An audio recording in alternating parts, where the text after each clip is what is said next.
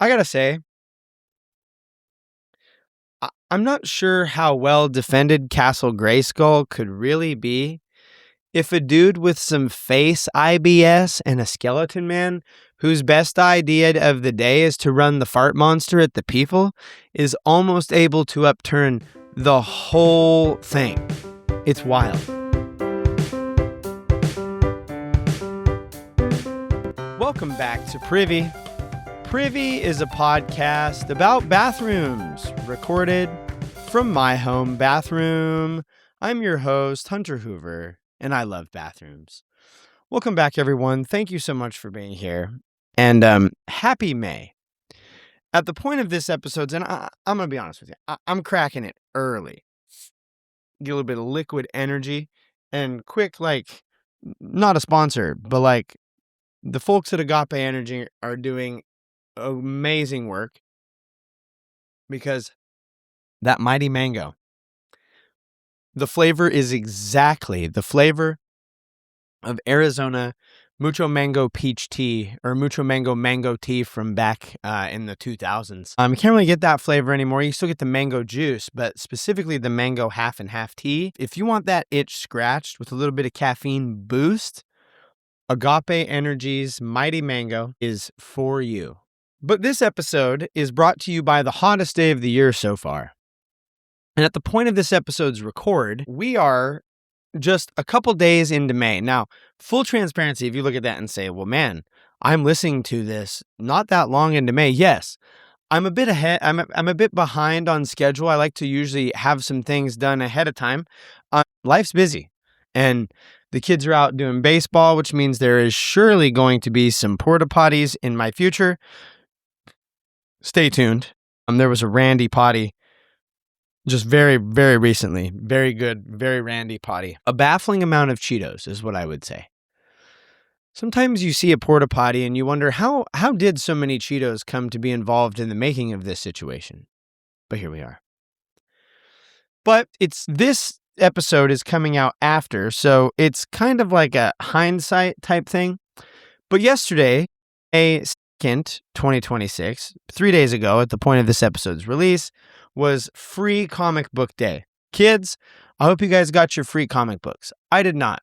I went to Target to try to score some cool Pokemon-related Target swag, and I did pretty good, but I also did get beaten by the scalpers a bit. Fat losers just really got up all the jackets, So these Pokemon jackets, the largest size that they came in was a 2X. And my Target only got like 2 of the 2Xs, and they got, a handful of the smaller sizes down. But when I watch large, bearded, sweaty, pimple-faced men walk to the front counters carrying these jackets, I'm like, well, only 2 of you could have had a size 2X. And I know that because I asked the worker, I said, how many 2X did you get? Do you happen to know? He says, oh, there wasn't many. I think there was 2. And some of these jackets look like size small, size medium. And I know for dang sure that these are not for them. And now you might hear that and go, well, maybe it's for their children. Maybe. But the fact that when I check Facebook and eBay later on after that, and I see many size small, medium, and large of these jackets being sold on the internet, it really makes me wonder if these guys are not there to actually get cool Pokemon swag to enjoy, but rather are just simply looking to turn a profit on Pokemon swag and people's desire for it. I did get a pretty rad Jigglypuff shirt. I'm psyched about that. And I was bummed because I went back later in the day and there was woofy Jigglypuff stuff everywhere. It was like, where's the love for the puff? It really puffles my Jigglies when nobody loves the puff. But it was Free Comic Book Day as well. And it's been a while since we've dipped our toe into the world of comic books, superheroes, and the such. The first Saturday in May is, as I stated, National Free Comic Book Day. And while on the show, we have discussed a number of topics with that notion in mind, we're going to take another crack at National Comic Book Day through the lens of a bathroom-themed or a bathroom-adjacent comic book character that's really going to spark my particular interest. And it got me wondering, we've talked about the Toiletnator from Codename Kids Next Door. I actually heard they were going to reboot Codename Kids Next Door. And I got to say something here. I got to get this off at the beginning of the episode. I think it's a horrible idea. I really think they need to quit rebooting everything. They need to reboot less and have original thoughts and ideas more. Rarely is the reboot as good, or even when it is good, it's not up to par for the original. I think the King of the Hill reboot that came out last year in 2025 might be the only exception to the rule. And I'm sure there's somebody out there that's like, no, this reboot was the best one. I don't think so. I think King of the Hill is one of the few that did it well. It's the best. And you say, oh, but this one was better. It's not. Yeah, they need to do less rebooting old crap and recycling stuff. I mean, for goodness sakes. Sorry, I'm full soapbox and I haven't even got into our topic. The Disney company is already like rehashing Moana. Moana's not that old. Like, there's plenty of older, more like well-seasoned Disney princesses in movies that they could drag out kicking and screaming in live action them, but they're not doing it because they care about their IP. They're chasing the money, and they do not want the Moana train to die. They don't want Dwayne "The Rock" Johnson to become old or too frail or whatever to play Maui. And so they got to capitalize so they can make the most money out of it as they can. I'm way off in left field. But in observance or observation or recognition, I don't really know what the right word is when the thing that you're discussing doesn't really matter that much. Like, Free Comic Book Day is cool and all, but like in the grand scope of things, it's not that pressing. In observance of National Comic Book Day, I thought it would be best for us to dip our toe back into the world of bathroom-related and or bathroom-themed comic book characters that are very poop and smell specific. And our conversation today is briefly and minorly related to the DC comic universe. Now, I will admit, I had to do much of my knowledge is due to secondhand research and just looking up things to figure out what's going on. Like, what does any of these nerdacious words mean? It turns out there was two offerings that we were looking at, and I'm going to save one of them for the future because as I took a deep dive into the other, I found that, like, the well was very deep indeed. And while there's an offering for the future, there's been bathroom-related or themed characters throughout all of these comic book universes. And as I dug into it, like a scientist loves to dig through some skeet, we've talked about how much science loves to dig through poop. It's absurd. It's just like they love digging into poop. If you love science, you ought to love poop because you will probably have to dig through it one day. I found a couple of interesting comic book characters. We're going to talk about one.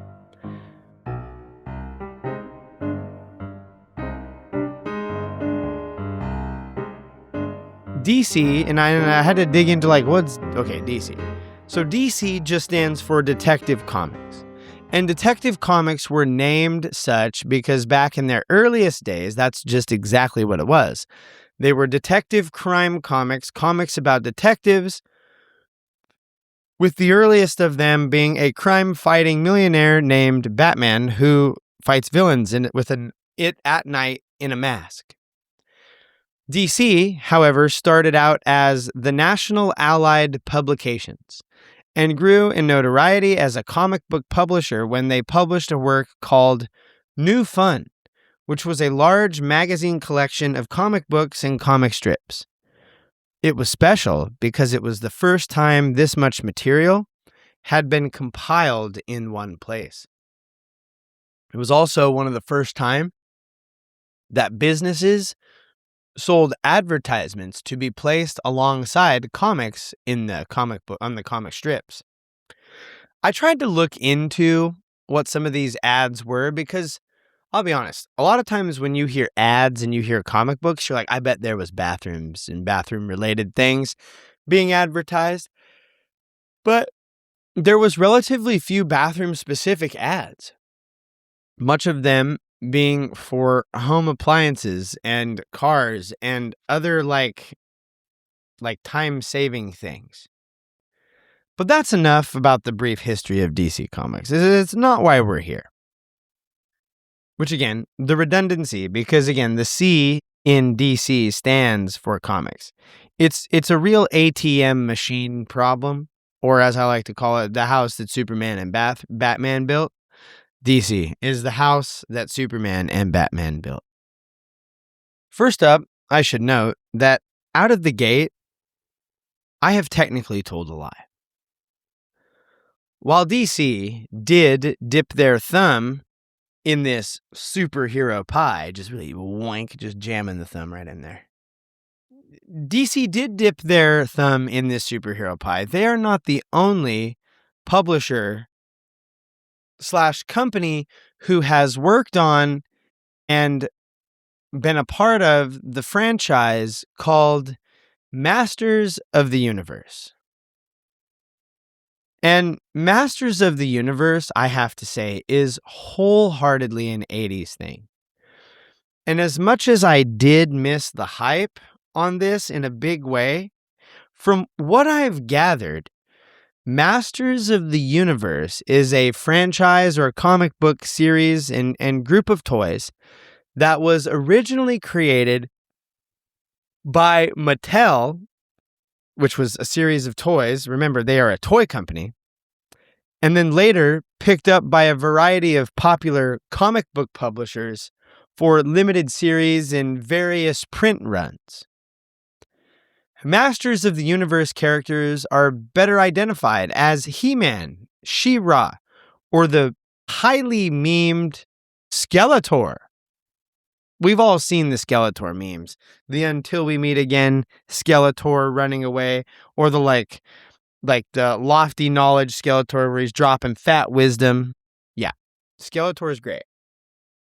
And they're all action figures. All of these Masters of the Universe characters are originally action figures which have their origin all the way back in the 1980s. When Mattel, again, the people who made like Barbie and other such things came up with Masters of the Universe and He-Man, they released action figures with a small comic book enclosed with the toy, referred to as a micro comic. This is actually a super impressive feat. And back in the day before YouTube, constant stimulation from tablets and cell phones and Netflix and smartwatches and the interwebs, having the lore of the toy included with the toy is so cool. Like, kids take advantage and take for granted the lore of the thing. They wake up and assume that the lore of He-Man is just built into like He-Man. And that if I don't have it, I can just go like Google it and Google AI will spit out a fat synopsis about He-Man and his many adventures. But before any of that stuff was an option, you had to read, you knuckleheads. You had to open up flippin' paper and read the words to get the lore about these beloved action figures and characters that you were playing with. And so they released these action figures with a micro comic.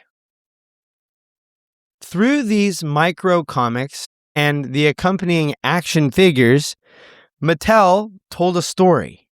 They filled it with cool, interesting characters, and they built a universe and the masters of it, not only by putting out toys, but by giving those toys a backstory, some connection to each other, and meaning in the greater story that they were telling. It's an interesting thing. He-Man was a roving barbarian on the planet Eternia who was tasked with defending Castle Grayskull from the evil Skeletor. Whoever controls Castle Grayskull controls or is the master of the universe. And so, you have the good guys, those who fight alongside and help He-Man in his quest and defense of the castle. And you have the bad guys, those who either join or on their own would want to claim the castle for themselves. This is the premise of Masters of the Universe. And via these action figures, we meet a number of characters, some of which would go on to be franchise staples. Others, which would prove to be more limited in their release and popularity.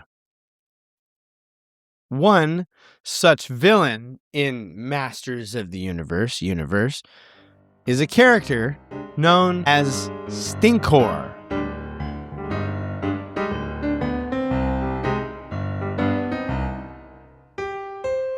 Stinkor's superpowers, if you wanted to call it that, it's pretty on the nose, as are most of the Masters of the Universe characters. Characters like Clawful, Webstor, Buzz Off, Fisto. What did he say?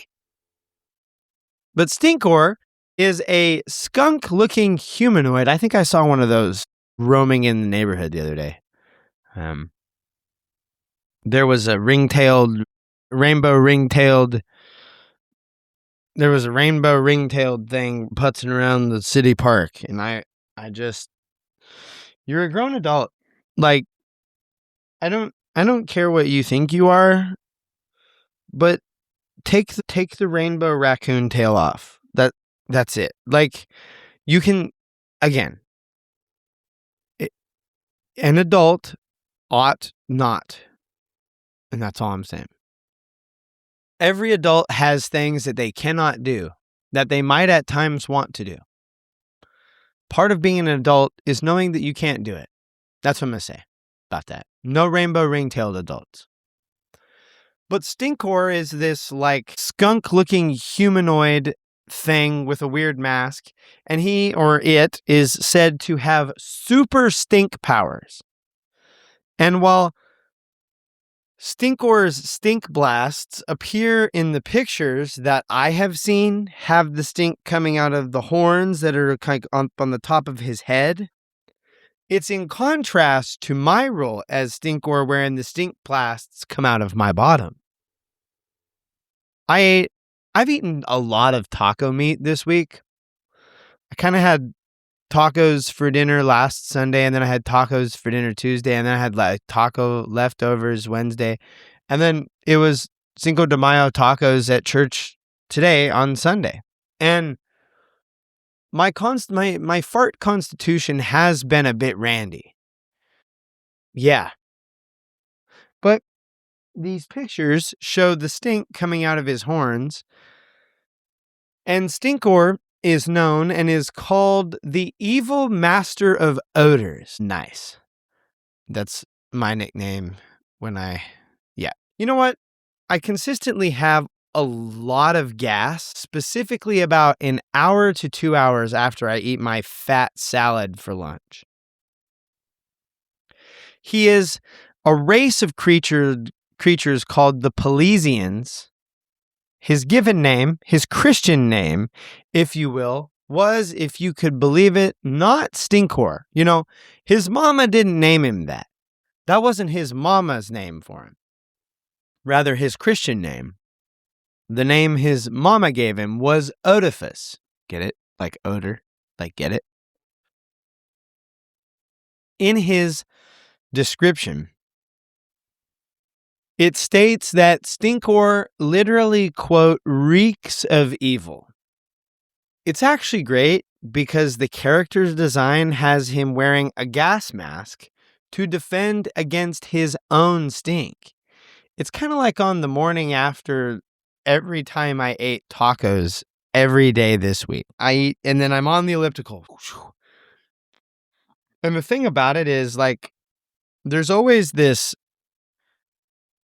kind of wager with myself is like, can I mid-exercise eke out a toot and A, not have it be so loud that everybody around me hears it, but B, are the people that are near me far enough away to where they will not smell it? Because after taco celebrations, those toots are rolling, baby, and they are stanky. Sneaks out, and now you're gasping for air because you're fat and working out, and the smell smells like the air smells like taco meat butt in turd essence form. It's no good.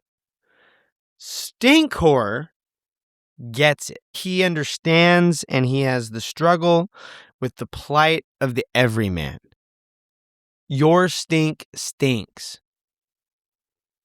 Stinkor released with the micro comic titled The Stench of Evil, and in it, we are told the sorceress, who I think is actually like the main good guy in the world of Masters of the Universe.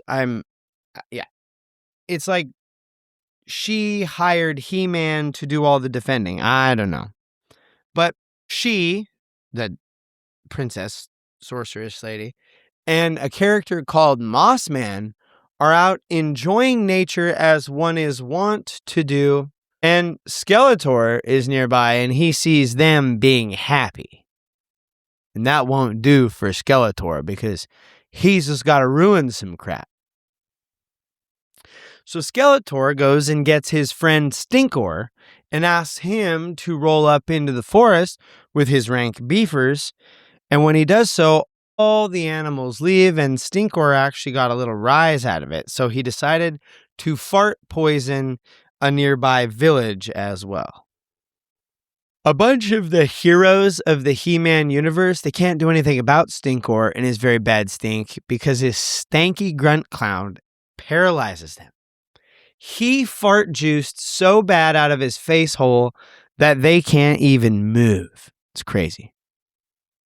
However, one of the heroes is safe, Mossman, because his moss traps the stink. He traps Skeletor in the pit, does battle defended by the shield of oxygen around him because of the moss, and Stinkor is knocked into a bed of flowers, which he says is the worst thing he's ever smelled. See the irony? Do you get it? And then Stinkor runs away. So, like, day saved, right? I gotta say,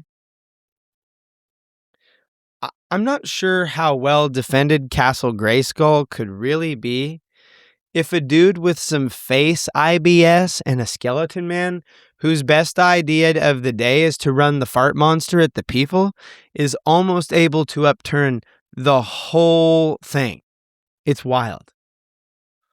But not as wild as what else came in the packaging.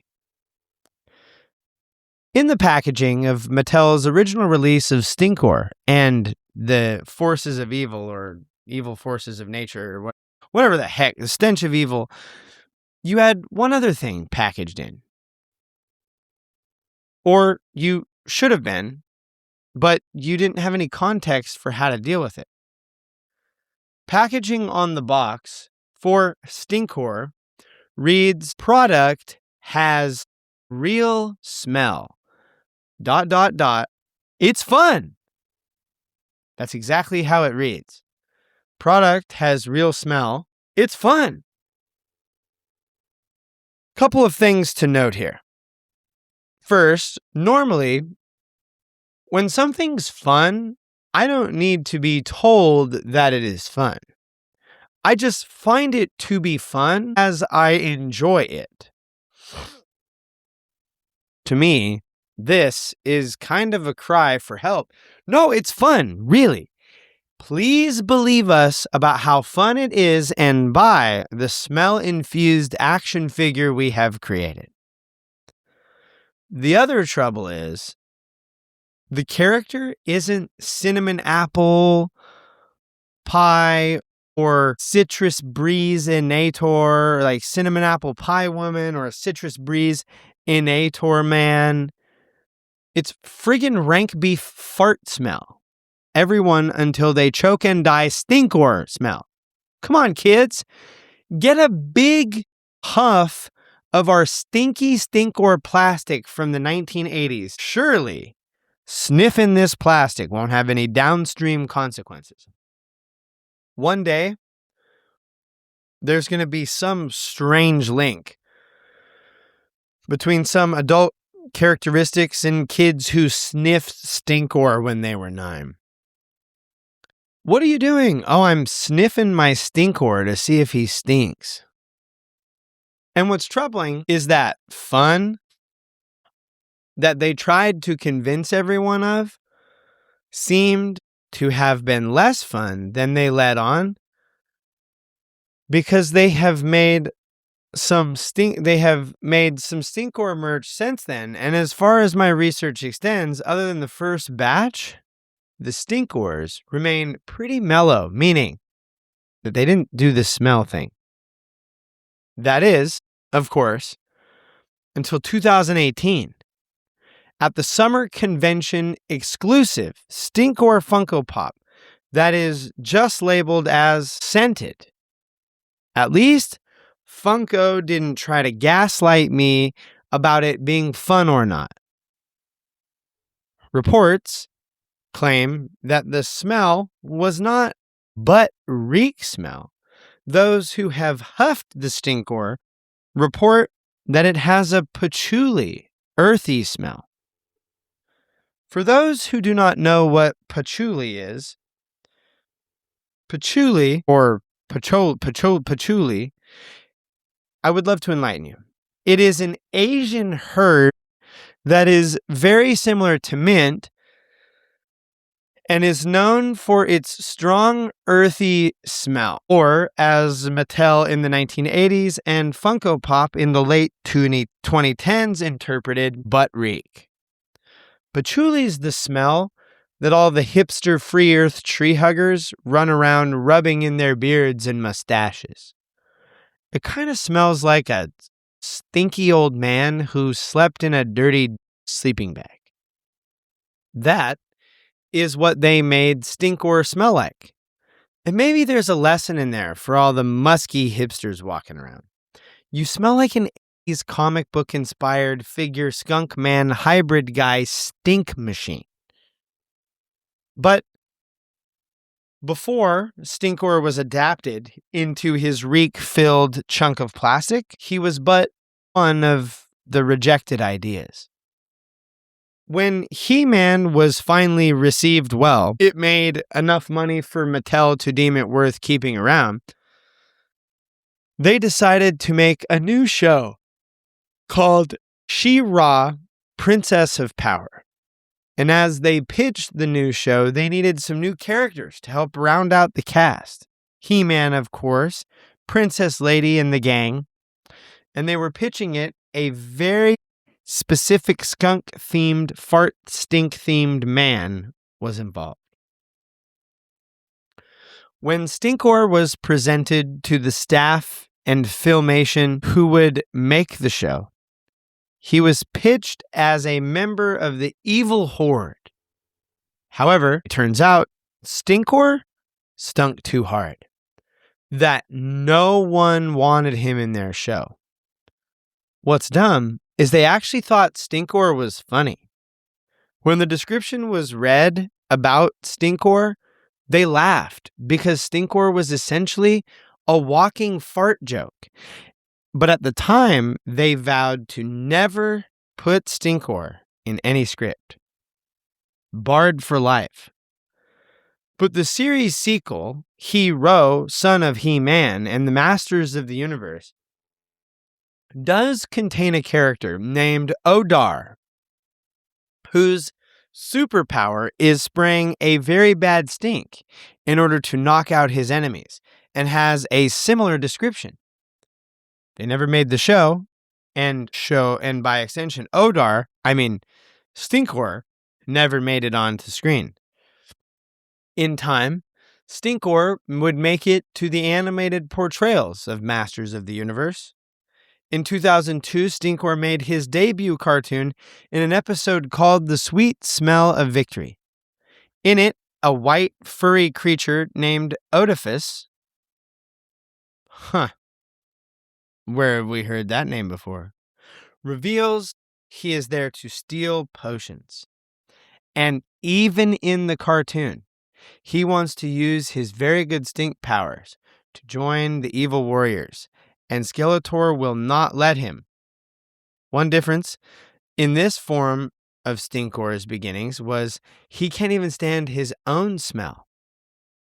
In this regard, he is honestly falling into the same tropes as the Toiletnator or Lou Pottingsworth III, who was the villain we've discussed in Codename Kids Next Door, who wasn't even accepted by the other adult bad guys. It's a weird world that all these bathroom superheroes are not only rejected by the good guys, but they're rejected by their evil counterparts. Stinkor makes less than 10 appearances between seasons 1 and 2 in 2002 through 2004 of Masters of the Universe.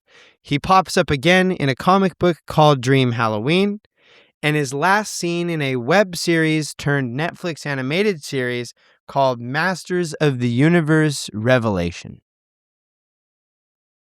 Stinkor makes a limited appearance, voiced by Jason Mewes, where he tries to steal a magical item. Jason Mewes? Jason Mewes. And he's defeated by two mercenaries to get it back. And that's really Stinkor's contribution to the world of He-Man and Masters of the Universe. I will note, there is a Masters of the Universe movie coming out this summer, so we'll see. But I'll be honest, I'm not hopeful that Stinkor is going to make an appearance in it, because as I look at the IMDb, like who's in it and like who's playing what role type thing, it has nobody listed as playing Stinkor, which is kind of a bummer. Like, I'm not going to lie.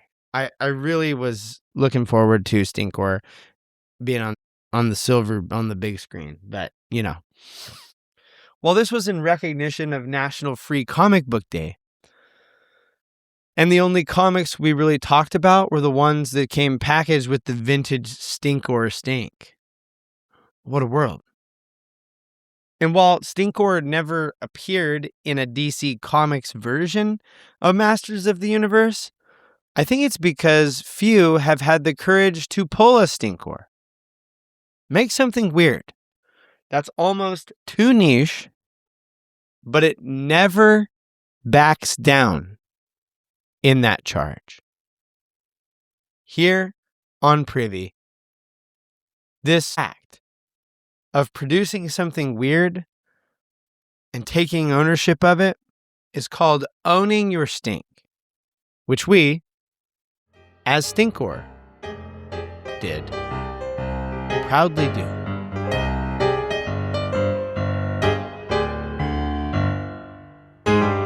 This brings us to the end of another episode of Privy. Thank you for being here. Happy National Comic Book Day. Go check out the Privycast website, privy-cast.com. You can find all our episodes there. You can even search for episodes, and you can shop our store of Privy merch. We have Privycast logo merch, and we have new merch that is getting ready to come out. So keep eyes on that. But go rep your favorite bathroom podcast. Own your stink in that way. You can also leave the show a rating review on Apple Podcasts and Spotify. The 5-star options are preferred. You can even leave us a written comment or review, and we will read those out from time to time as you leave them. And for every rating and review you leave, we will donate some money to Wounded Warriors and Living Water International as a reminder to keep pooping in the free world. This free world was not always free. And in pursuit of cleaner water for all, everybody should have it, but not everybody does. I would also like to thank Kevin and Poddington and any others that we have used your music this week. You can find links in the description below for all music that we have used. You can also find any links to Privy Store and other things. If you ever heard something in the show and we're like, oh, I wonder where, I try to keep the sources down there as well. Go check out those things. This brings us to the end of another episode of Privy. Thank you for being here. Keep pooping in the free world. Own your stink. And now, as always, don't forget to flush.